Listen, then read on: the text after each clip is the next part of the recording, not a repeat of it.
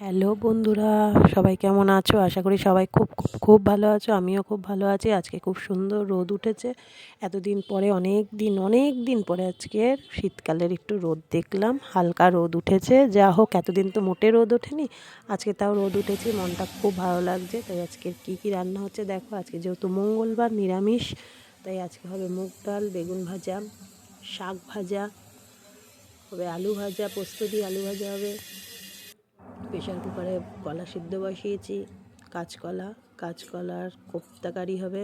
দেখো, কাঁচকলাগুলো ছাড়িয়ে নিয়েছি সেদ্ধ করে, কাঁচকলাগুলো মেখে নিয়েছি মশলা দিয়ে। এবার কাঁচকলার কোপ্তা মতন বানিয়ে ভাজছি, ভেজে ওটাকে তরকারি করা হবে, ডালনা করা হবে। দেখো, বড়াগুলো ভেজে নিচ্ছি কাঁচকলার।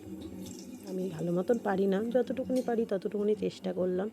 জানি না কেমন হবে খেতে। দেখো, ভাজা হয়ে গেছে। এবার আলুগুলোকে বসিয়ে দিচ্ছি তেলের মধ্যে। এই দেখো, কোপ্তাগুলো ওখানে রয়েছে। এদিকে ছেলে মেয়ে কফি খাবে, তাই ওদের জন্য কফি তৈরি করছি। এদিকে কাঁচকলা কোপ্তা কারির জন্য আলুটা কষছি। চলো তাহলে টেবিলে যাওয়া যাক। টেবিলে চলে এসেছি।